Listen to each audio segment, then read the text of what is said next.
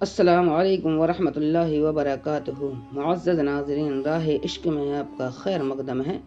درود و سلام ہو تاجدار دو عالم صلی اللہ تعالی علیہ وسلم اور آپ کی آل پاک پر صلی اللہ علیہ نبی الامی وآلہ صلی اللہ علیہ وسلم، صلاۃ و سلام علیک یا رسول اللہ صلی اللہ تعالی علیہ وسلم۔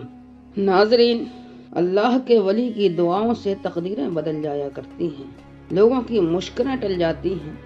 ایسا ہی مرد قلندر تنہا مسلح لے کر منگولی لشکر کے سامنے جا کر کھڑا ہو گیا۔ کیا وہ درویش قونیہ کے لوگوں کی حفاظت کر پائے گا؟ کیا منگولوں کا خونی لشکر جو کسی ہتھیار سے نہیں ڈرتا ایک تنہا درویش سے شکست کھا جائے گا؟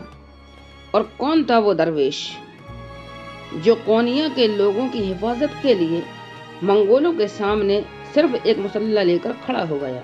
آج کے اس ویڈیو میں ہم اسی درویش کامل کا تعارف کروائیں گے، تو آپ سے گزارش ہے کہ آپ ویڈیو کو آخر تک دیکھیے گا۔ آخر بیجو خان نے اپنی کمان کھینچی اور ایک قہر آلود نظر ان سپاہیوں پر ڈالی جن کا یہ دعویٰ تھا کہ وہ اپنی کمانیں کھینچنے سے عاجز رہے تھے، سپاہیوں کی جان پر بنائی تھی اور اب انہیں اپنی موت صاف نظر آنے لگی تھی۔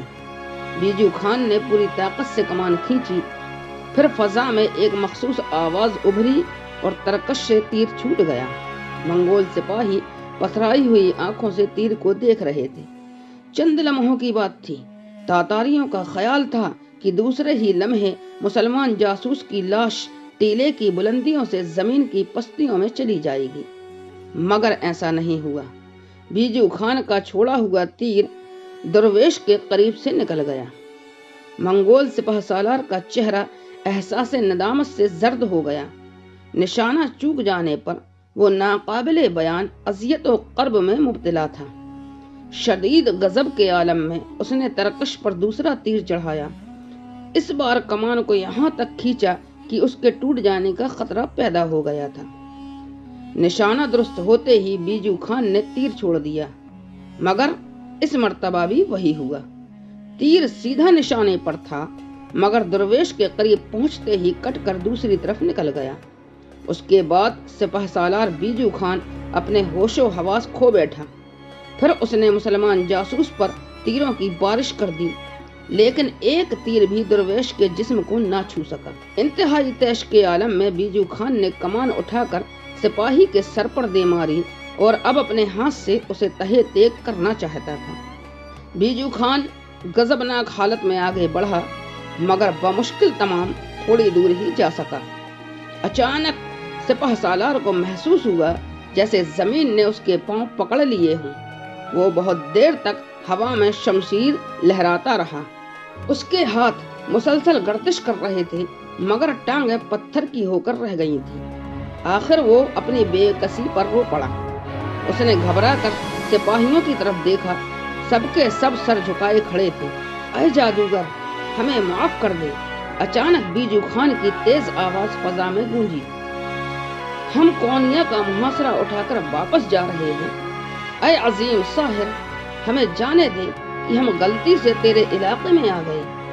ہماری بھول کو درگزر کر، بے شک تو اس مملکت کا شہنشاہ ہے، ہمیں اجازت دے کہ ہم اپنے گھروں کو واپس لوٹ جائیں۔ منگول سپہ سالار بیجو خان اس طرح فریاد کر رہا تھا جیسے وہ کسی طاقتور شہنشاہ سے رحم کی بھیک مانگ رہا ہو۔ ابھی بیجو خان کے الفاظ کی گونج باقی تھی کہ یکایک اس کے پیروں میں خون کی گردش بحال ہو گئی۔ منگول سپہ سالار نے اپنی تلوار نیچے کر لی اور سر جھکائے ہوئے خیمے میں واپس آ گیا۔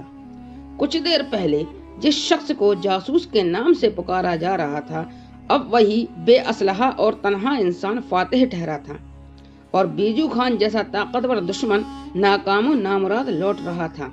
جب منگول سپاہی قونیہ کی حدود سے باہر نکل رہے تھے، اس وقت بیجو خان کی آواز صاف سنائی دے رہی تھی۔ وہ اپنے فوجیوں سے کہہ رہا تھا، گھوڑوں کی رفتار تیز کر دو، یہ پورا علاقہ جادو کے زیر اثر ہے۔ اس بوڑھے ساحر نے ہر چیز کو باندھ کر رکھ دیا ہے۔ ان الفاظ کے ادا ہوتے ہی گھوڑوں کی پشت پر تازیانے برسنے لگے، فضا حیوانوں کی چیخوں سے گونجنے لگی، راستوں سے گرد و غبار اٹھا اور پھر فتنہ ہلاکوں کا نقیب کسی نامعلوم منزل کی طرف بڑھ گیا۔ شہر قونیہ کے باشندے بہت خوش تھے۔ ایک درویش کی دعاؤں کے سبب ان کے سروں سے عذاب آسمانی ٹل گیا تھا۔ درویش اپنی خانقاہ کی طرف آیا تو انسانی ہجوم نے اسے گھیر لیا۔ لوگ اپنی عقیدت کا اظہار کرنے کے لیے اس کے ہاتھوں کو بوسہ دینا چاہتے تھے، مگر وہ ان تمام رسموں سے بیزار تھا۔ اس نے انتہائی تلخ لہجے میں لوگوں کو مخاطب کیا، اگر آج نافرمانوں کی جماعت قہر خداوندی سے بچ گئی تو کل خیر نہیں۔ اس سے پہلے کہ دردناک عذاب تمہیں آ پکڑے، اپنے گناہوں سے توبہ کر لو۔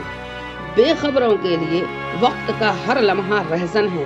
اپنے ایمانوں کی حفاظت کرو، ورنہ وقت کے بے رحم قذاق تمہارا سب سے قیمتی سرمایہ لوٹ کر لے جائیں گے۔ یہ کہہ کر درویش خانقاہ میں چلا گیا اور اندر سے دروازہ بند کر لیا۔ مریدوں اور خدمتگاروں نے سنا وہ اپنے رب کے حضور ہچکیوں سے رو رہا تھا۔ اے عزیز و جلیل، تو نے دنیا کے سامنے میری شرم رکھ لی، ورنہ یہ گنہگار تو رسوا ہو چلا تھا۔ اگر میں اپنی جان بھی نذر کر دوں تو تیرے اس احسان کا شکر ادا نہیں ہو سکتا۔ معزز ناظرین، جن کی دعاؤں کے سبب شہر قونیہ فتنہ ہلاکوں سے محفوظ رہا، وہ درویش کوئی اور نہیں بلکہ حضرت مولانا جلال الدین علیہ الرحمہ تھے۔